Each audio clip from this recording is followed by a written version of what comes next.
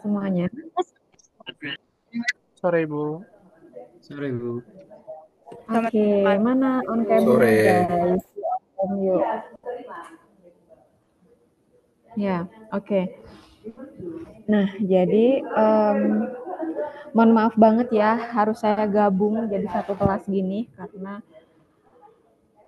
kemarin-kemarin itu hektik banyak kegiatan, jadi saya kesulitan untuk membagi waktu, sedangkan saya juga punya hutang ke kalian untuk membuat asinkronus gitu. Sebenarnya tinggal rekaman aja, kemudian saya upload ya. Tapi berarti ini tetap ya masih dihitung pertemuan ke-10 gitu ya. Pertemuan ke-11 yang kemarin itu saya usahakan minggu ini akan saya upload gitu ya. Nah, itu nanti akan dihitung menjadi pertemuan ke-11 gitu. Nah, karena akhir Desember itu sudah selesai UAS gitu. Jadi mau nggak mau jangan sampai kosong. Zoom-nya prima jadi kemungkinan jadi kamu tidak semuanya bisa masuk. Oh, gitu. Iya, Bu. Ya, Tapi ini ya. kan belum full ya. Jadi ditunggu full 100 dulu. Nanti kalau udah sampai 100 dia udah nggak bisa masuk lagi. Iya. Nanti tolong dibagikan ya itunya rekaman Zoom-nya ya. Nah, jadi sampai mana tadi? Oh ya, jadi udah nggak boleh ada bolong lagi nih sebenarnya saya ya gitu. Karena kan kita emang mulai pertemuan after UTS-nya emang telat ya. Jadi saya deh harus yang ekstra untuk ngejaga kalian sampai Desember itu tidak boleh ada bolong gitu. Nah, kemudian sebenarnya emang saya tuh suka offline. Nah, tapi ya itu karena after UTS ini banyak sekali kegiatan, jadi belum memungkinkan untuk dilaksanakan secara offline, jadi nggak apa-apa kita online dulu gitu ya. Nah, kemudian minta tolong Hasna untuk di-share screen.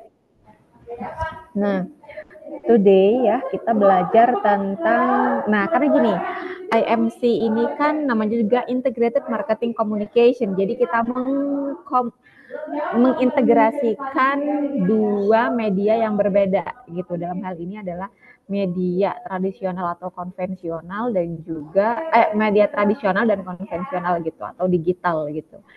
Nah, jadi iya. Nah, jadi di pertemuan hari ini saya akan menjelaskan mengenai media tradisional dulu nih gitu. Nah, yang akan saya rekam asinkronus nanti untuk media yang digital gitu. Nah, jadi kita menggunakan kedua ini ya untuk melakukan communication marketing gitu. Nah, hmm, next ya.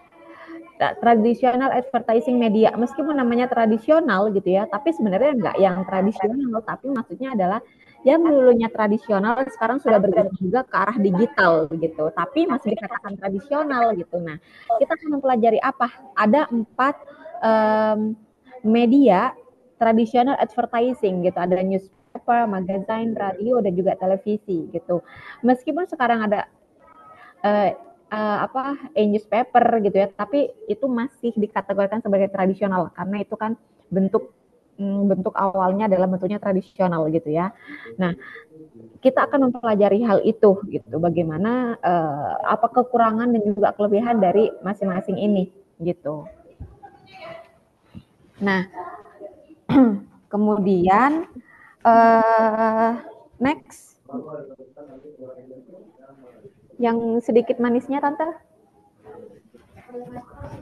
Boleh, tapi yang sedikit yang nggak ada coklat-coklatnya gitu. Iya. Oh iya boleh tuh Abon, tadi ada ayamnya. Atau keju, boleh keju. Tapi iya, Nah, yang pertama adalah newspaper gitu ya. Suruh pilih aja. Nah, kalian pasti sudah tahu ya Kalau koran itu ada banyak gitu ya. Pada zaman dahulu kita sering banget. Kalau kalau saya dulu setiap orang tua saya tuh setiap minggu pasti berlangganan koran gitu. Jadi ada tukang loker koran. Atau sekarang bahkan ya di Jalan Pemuda itu kan masih ada tukang koran ya yang nganterin, yang jual koran gitu kan. Nah sampai sekarang koran juga masih ada gitu. Tapi semenjak 2020 itu kan internet sudah mulai hadir di Indonesia ya 2020 2000-an 2000 kan internet sudah masuk ke Indonesia. Nah, yang pertama kali mengadopsi iklan elektronik itu adalah Tempo gitu ya. Pada sekitar tahun 2006 ya kalau nggak salah. Nah, dan semakin masif itu ketika COVID gitu. Orang-orang merasakan bahwa sekarang udah penurunan banyak nih terhadap penjualan koran karena orang-orang sudah membatasi pembelian secara langsung gitu kan. Nah, akhirnya koran-koran yang dulu tuh masih enggan untuk menggunakan digital, akhirnya sekarang sudah mulai semuanya punya gitu ya. Nah, pasti juga kalau kalian buka YouTube atau apa gitu, pasti kan diklik ada headline headline tentang apa gitu yang kemudian langsung kalian klik. Nah, kemudian di sini tuh kalau misalkan ini ada saya contohkan untuk layar depannya koran Tempo. Di sampingnya ada Detik News gitu. Nah, dan sekarang Detik News, Tempo juga itu sudah membuat platform sendiri ya, dia. Bisa di-download baterai saya lemah bentar ya. Enak. Ali bakso kita makan. Enggak boleh aku tante minta tante. Biasanya lo enggak pelit. Aku lapar kok yo.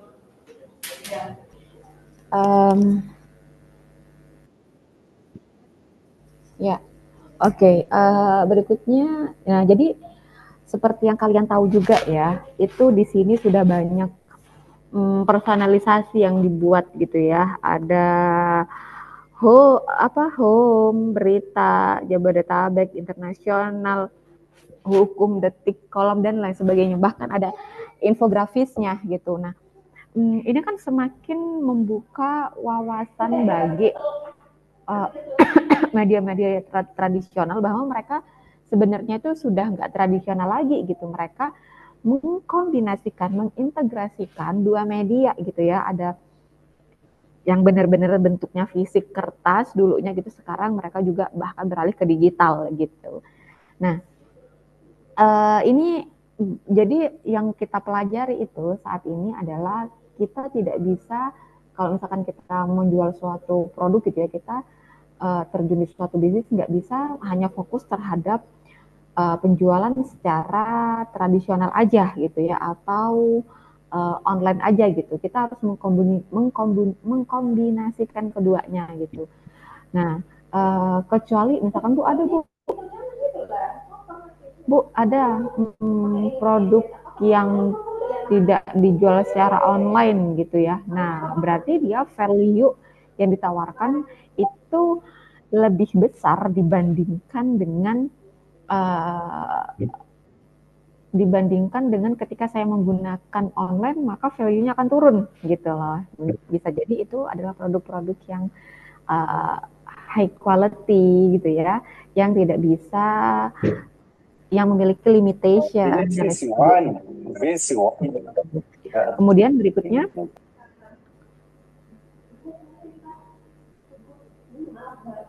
berikutnya, next.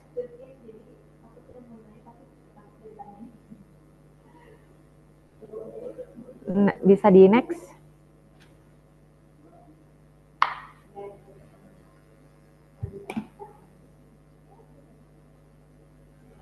Halo Hasna.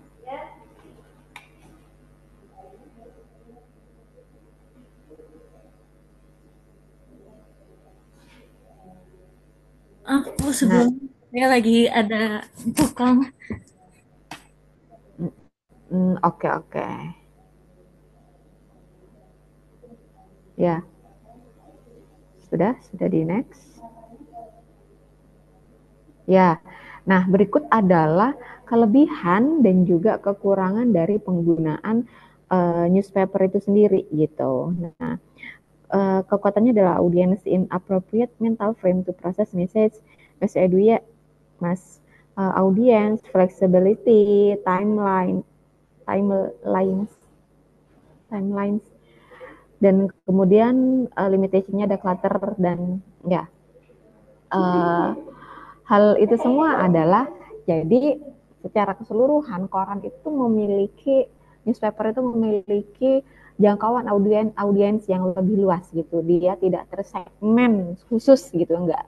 Dan juga fleksibilitas dalam penempatan iklan dan ketepatan waktunya itu luas gitu. Jadi cocok untuk pengumuman dan juga kampanye secara lokal gitu.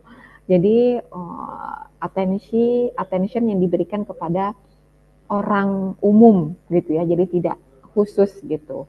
Nah, jadi dan di samping itu karena koran ini bentuknya kolom-kolom itu memungkinkan juga bentuk informasinya itu yang disampaikan lebih rinci gitu ya.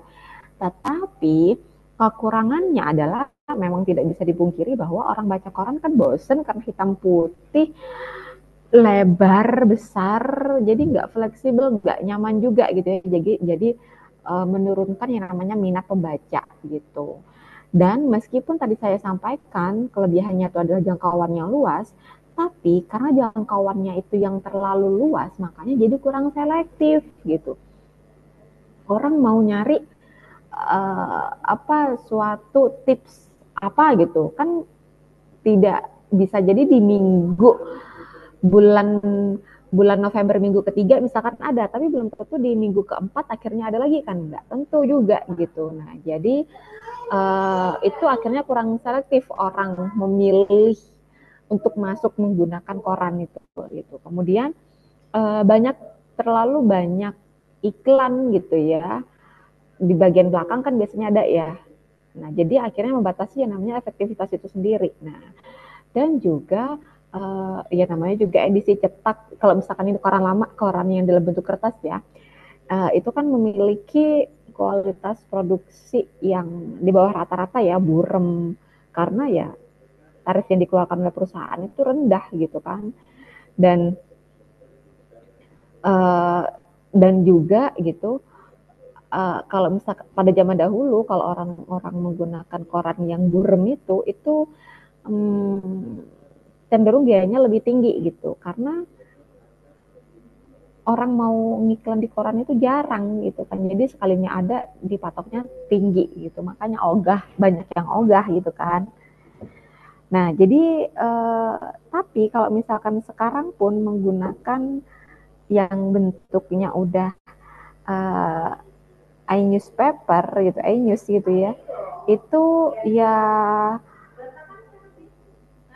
iklannya kan kadang muncul di pop up gitu ya, cenderung mengganggu sebenarnya gitu. Dan juga sekarang ya lebih menarik lah gitu.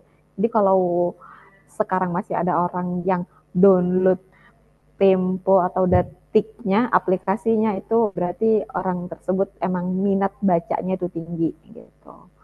Jadi dia mau mengadopsi penggunaan iNews juga sampai di aplikasinya gitu. Nah, kemudian selanjutnya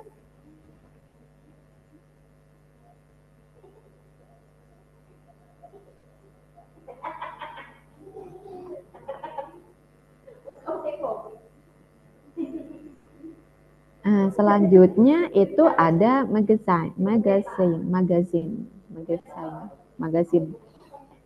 Itu atau ini apa namanya, majalah ya. Dulu siapa yang suka membaca majalah Bobo gitu, atau majalah. Nah, kalau kita anak bisnis gitu ya, bacanya majalah SWA gitu kan. Nah, ada yang tahu majalah SWA? Yang tebel, bagus sih itu. Ada yang tahu, ada yang pernah baca? atau Femina, majalah Femina gitu kan. Nah, jadi sekarang itu kalian kalau misalkan emang mau up to date terhadap dunia bisnis, itu majalah Swa recommended banget sih. Dia bagus dan kualitas papernya juga bagus gitu kan. Jadi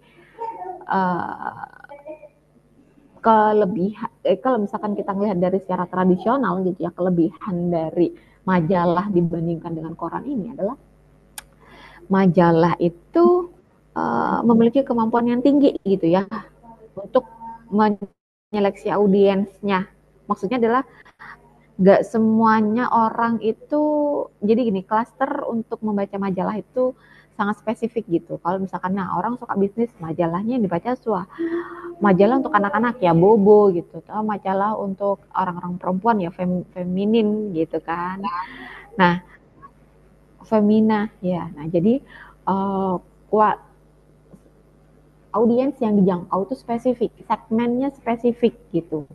Nah, dan juga kenapa akhirnya kertas-kertasnya itu lebih bagus daripada koran, karena emang diproduksi kan nggak tiap bulan ya, dia nggak tiap hari kayak koran, tapi dia tiap bulan. Dia tiap bulan berapa satu edisi gitu kan. Nah, jadi itu emang bener-bener dibikin kualitasnya bagus. Dan makanya umur simpannya itu lebih lama dibandingkan dengan koran gitu.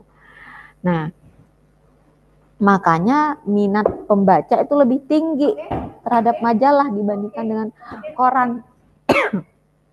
Tapi efeknya ya kualitasnya harganya yang lebih mahal gitu.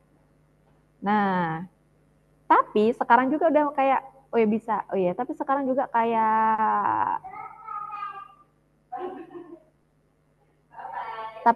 juga akhirnya kayak koran, dia punya yang dalam bentuknya itu digital gitu ya. Nah, kemudian berikutnya next,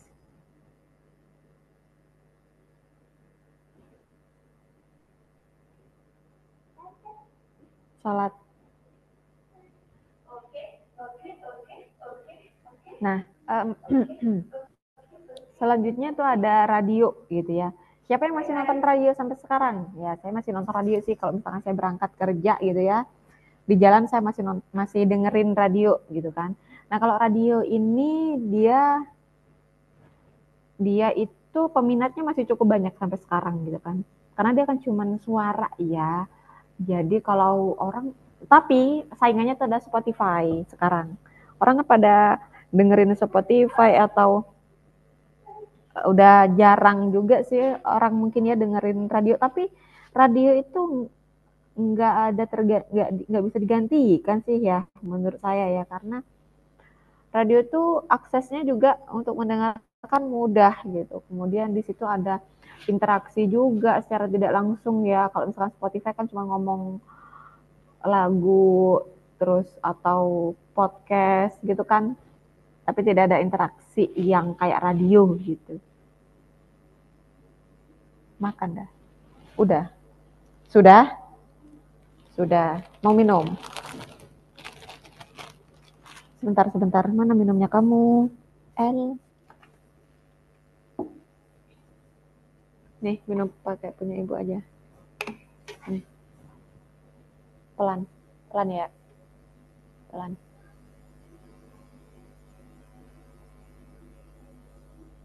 Bisa.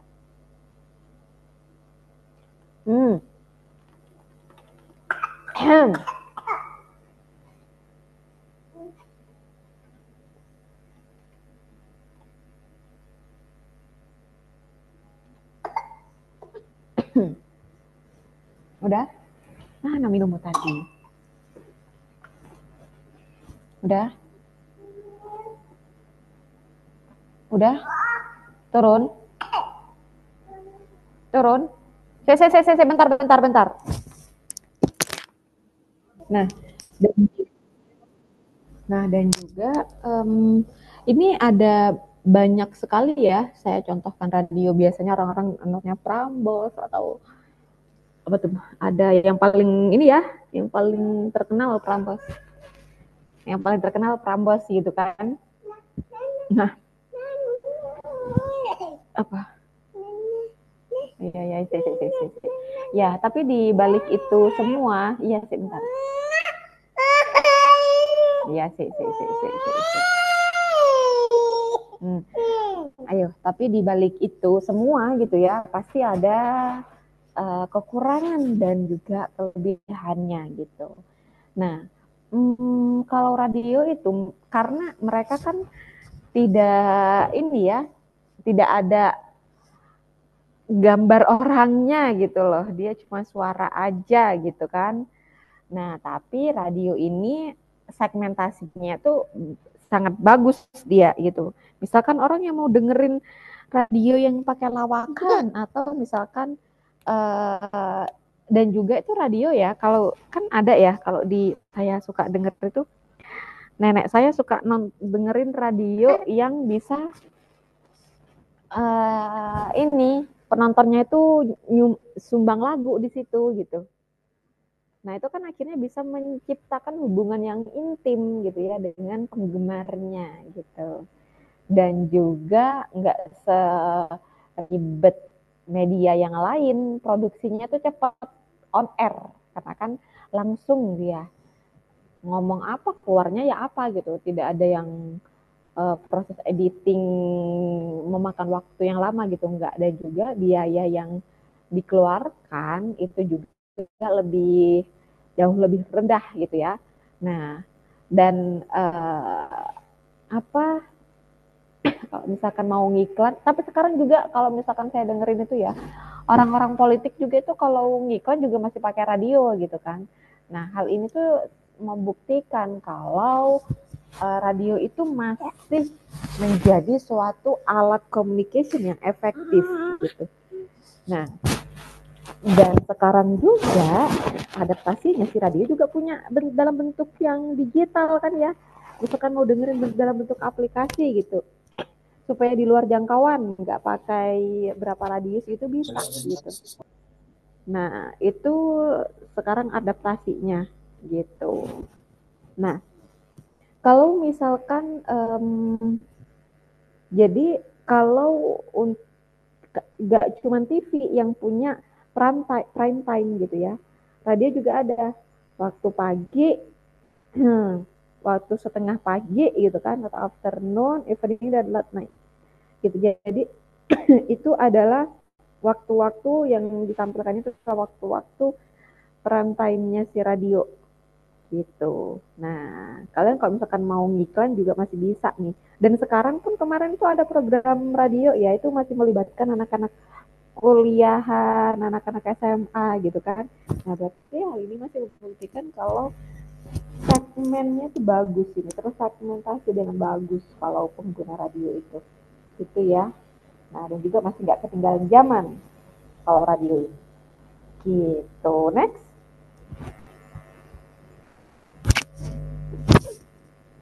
Oh ya, ini kelebihan dan kekurangannya. Next. Kemudian berikutnya adalah televisi.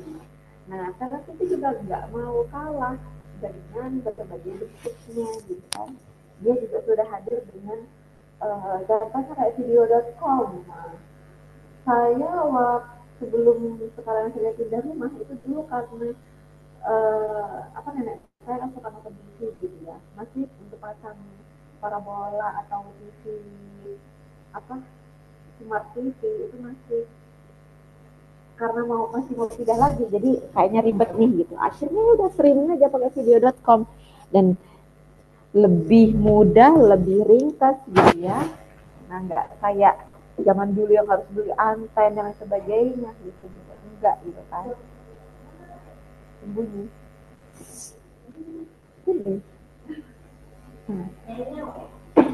Tapi televisi juga itu biayanya cukup mahal untuk melakukan produksi dan iklan di situ. Ya. Sudah. Diam. Ngapain? Oh iya, Ding.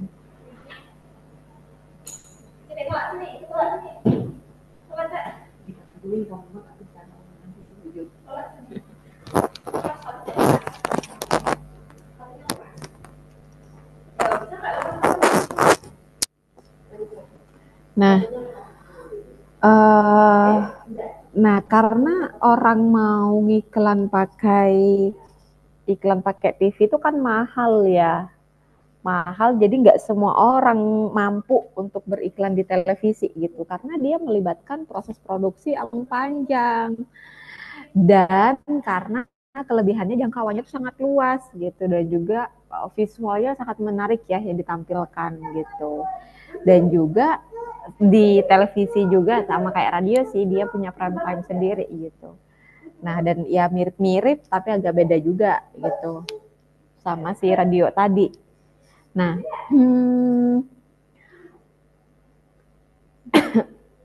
nah, tapi kalau televisi itu sangat cocok, sangat bagus kalau digunakan untuk pengenalan merek atau dalam demonstrasi produk gitu ya, karena kan jelas, rinci gitu, itu sangat bagus, sangat cocok.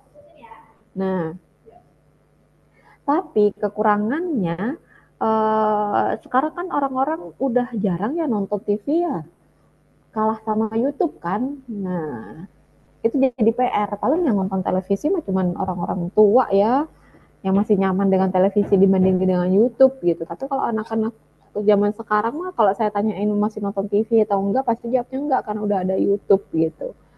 Nah, apalagi di kalangan generasi kalian ya. Nah,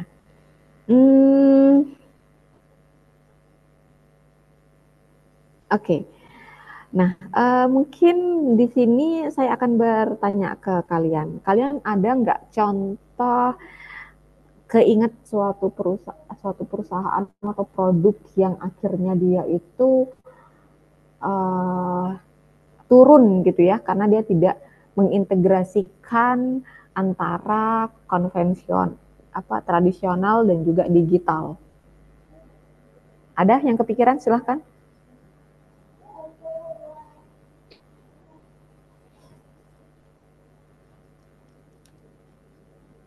Silakan, siapa?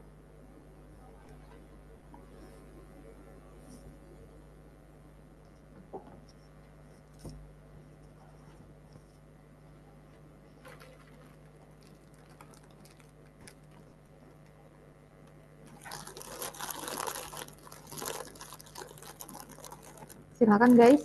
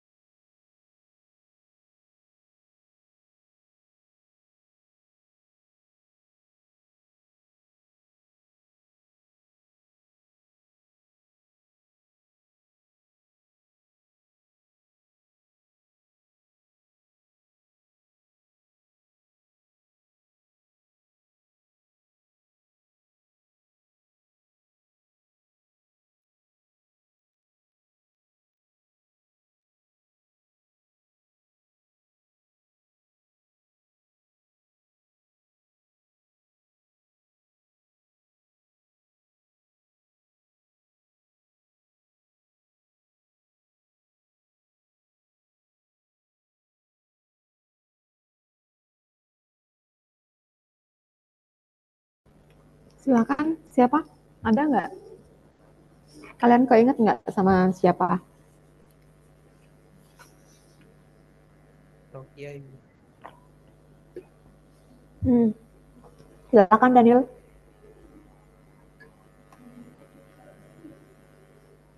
Kalau saya ingat Nokia, Bu. Nokia. Ya, Kenapa dengan Nokia tuh? karena kan dulu dia pamernya di handphone yang tombol ya, Bu. Jadi kayak ya karena belum ada inovasi yang lebih jauh dari itu, mereka kayak lebih terlena gitu, Bu, sama apa kayak ketenarannya kayak nggak mau ikut inovasi dari handphone yang lain gitu kan. Ya ada BlackBerry udah mulai ada touchscreen-nya kan, Nokia belum ada gitu ya Bu. Terus semakin Hmm. berkembang juga kayak HP yang kayak Samsung udah mulai ada touchscreen-nya, dan Nokia ini kayak telat gitu loh Bu buat beradaptasi sama digitalnya. Jadi ketika si Nokia ini ngeluarin HP touchscreen juga, jadi orang tuh nggak ada yang ngelihat Nokia lagi gitu Bu. Hmm. Lebih memilih kayak Samsung yang dulunya HP tombolnya nggak setenar dari BlackBerry atau dari Nokia. Jadi aku lebih milih Samsung karena lebih dulu untuk nyatu sama digitalisasi gitu. Oke. Terima kasih Danilo ya. Jadi sebenarnya saya punya contoh. Jadi gini, kalau Nokia itu dia karena Nokia, kemudian Kodak, terus dan sebagainya itu adalah perusahaan-perusahaan yang tidak mau berinovasi gitu ya. Nokia dia tidak mau berinovasi, dia terlalu kolot gitu ya, terlalu membanggakan dengan QWERTY keyboardnya gitu ya. Dia terlalu nyaman dengan hal itu gitu. Pada sekarang udah layar sentuh, dia nggak telat untuk mengadopsi itu gitu. Itu dari segi inovasinya. Kalau misalkan dari segi pengintegrasian dua channel marketing gitu ya. Saya ada contohnya itu ada Tupperware gitu. Enggak kalau Tupperware itu sekarang. Pada tahun 2024 September, kalian baca nggak kalau Tupperware itu sudah menyampaikan kepailitan perusahaan. Pernah dengar nggak? Pernah Bu, Pernah ya? gara-gara dia itu base-nya MLM dulu, Ya. word to mouth, dan kurang beradaptasi ke sosmednya, internetnya gitu. Jadi tetap mengandalkan mouth to mouth sama LM-LM ini. Lucu Betul, itu. betul, iya. Karena Tupperware kan base-nya dari Amerika dulu ya, pada tahun 1970-an gitu ya. Dikembangkan oleh seorang laki-laki namanya siapa gitu. Dia minat terhadap pembuatan plastik gitu ya. Nah, kemudian dia buat tapi bingung cara memasarkannya. Kemudian ada seorang perempuan, dia mencoba untuk memasarkan si Tupperware ini dengan membawanya kayak demo day gitu loh. Ada perkumpulan ibu-ibu gitu kan, ibu-ibu kan suka ngerumpi gitu ya. Kemudian saya hadir bawa rantang makanan, minuman, gelas dan lain sebagainya gitu kan. Nah, akhirnya wah meningkat tajam. Mulai dari situ akhirnya si perempuan ini direkrut menjadi bagian dari tim marketingnya si Tupperware gitu, karena sudah berhasil menerapkan gaya pemasarannya seperti ini, mood to mood gitu ya. Datang di perkumpulan ibu-ibu, terus kayak dia udah persis kayak demo day gitu dah. Nah, akhirnya berkembang pesat lah sampai ekspansi kemana-mana. Di Indonesia terkenal kalau sampai mecahin Tupperware atau nyalain Tupperware, siap-siap dimarahin emak kan gitu ya. Nah, terkenal dengan keawetannya gitu, karena juga si Tupperware ini memberikan garansi seumur hidup gitu ya. Nah, tapi pada akhirnya tahun 2024 dia menyatakan kepailitan gitu kan. Kenapa gitu? Seperti yang disampaikan oleh Amar bahwa si Tupperware ini dia tuh telat untuk mengadopsi beranjak ke e-commerce. Dia baru ke e-commerce kalau nggak salah sekitar tahun 2020-an ya. Nah, itu ya udah telat gitu kan, karena dia tuh masih kolot, masih menganggap bahwa MLM itu adalah cara terbaik. Datang di perkumpulan ibu-ibu gitu. Kenapa sekarang udah nggak jadi efektif? Ya orang-orang kan dikit-dikit belanja udah nggak mau ke store kan, capek mau makas waktu dan sebagainya. Ya maunya belinya online aja. Nah, sedangkan mau beli Tupperware secara online, mau beli di mana? Bingung kan? Nah, akhirnya itulah pendapatan si Tupperware turun. Dia nggak cepat nih merangsang perubahan yang ada saat ini gitu kan. Dia telat gitu kan. Setelah kayak Lock and Lock hadir, mirip kan sama Tupperware malahan ya kan. Dia justru lebih aware terhadap perubahan itu gitu. Kalahlah dia si Tupperware ini sama Lock and Lock gitu. Kemudian karena sekarang datang dengan demo ke ibu-ibu itu udah nggak ini lagi, udah nggak zamannya lagi gitu ya. Karena apa? Sekarang wanita-wanita itu kan udah, kalau katanya Prilly nih, sekarang wanita tuh lebih banyak yang independen gitu kan. Tapi udah nggak usah dijelasin tapinya. Nah, tapi perempuan itu udah banyak yang independen sehingga mengurangi waktu ngerumpi dengan tetangga itu udah jarang gitu ya, udah jarang banget gitu. Perempuan-perempuan zaman sekarang seperti itu, jadi udah nggak ada wadah lagi untuk datang nawarin produknya kayak si Tupperware itu gitu kan. Dia masih bangga terhadap produk-produk plastik, padahal sekarang juga sudah eranya go green, sustainability produk gitu kan. Dia pokoknya telat banget lah dia mengintegrasikan suatu media pemasaran tersebut. Akhirnya sampai sekarang hasilnya ya ini 2024 dia menyatakan bahwa perusahaannya pilot gitu. Nah, dalam hal ini kalau dalam dunia bisnis itu kesimpulannya adalah tidak ada suatu strategi yang abadi, yang kita tuh tidak boleh menutup mata dari perubahan gitu ya. Padahal sudah banyak contohnya perusahaan-perusahaan, harusnya perusahaan-perusahaan yang dulunya berjaya tapi sekarang udah nggak lagi karena mereka telat dalam mengadopsi perubahan itu sendiri gitu. Nah, mungkin dari sini teman-teman ada yang ingin ditanyakan?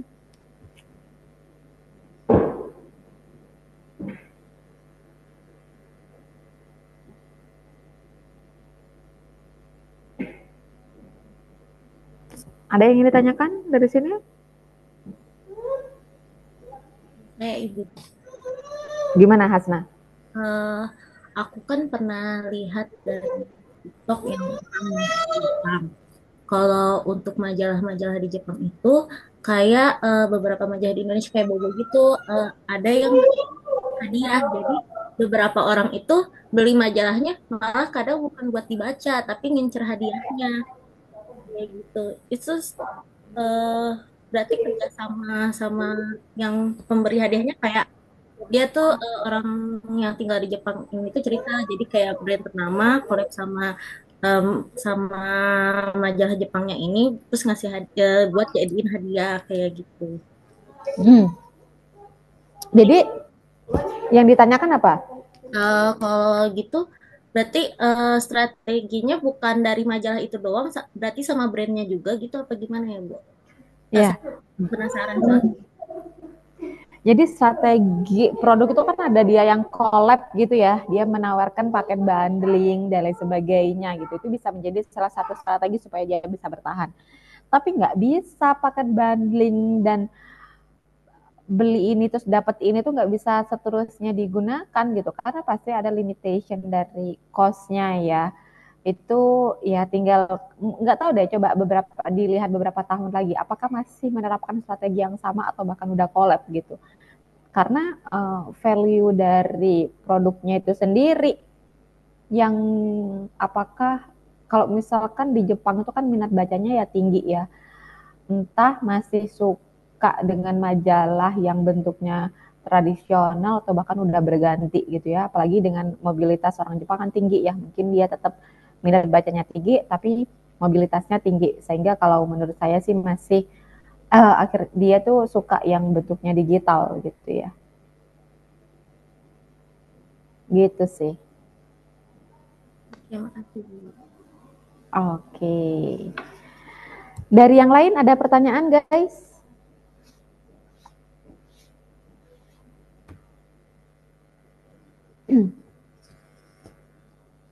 Nggak ada pertanyaan? Oke. Kalau tidak ada pertanyaan, silahkan PJ masing-masing untuk di absen ya. Siapa yang nggak hadir di dalam pertemuan kali ini gitu ya. Terima kasih untuk kehadirannya hari ini. Mohon maaf bila ada salah kata. Saya tutup ya. Wassalamualaikum warahmatullahi wabarakatuh. Waalaikumsalam. Waalaikumsalam warahmatullahi wabarakatuh. Terima kasih Bu Meta. Terima kasih Bu. Yui.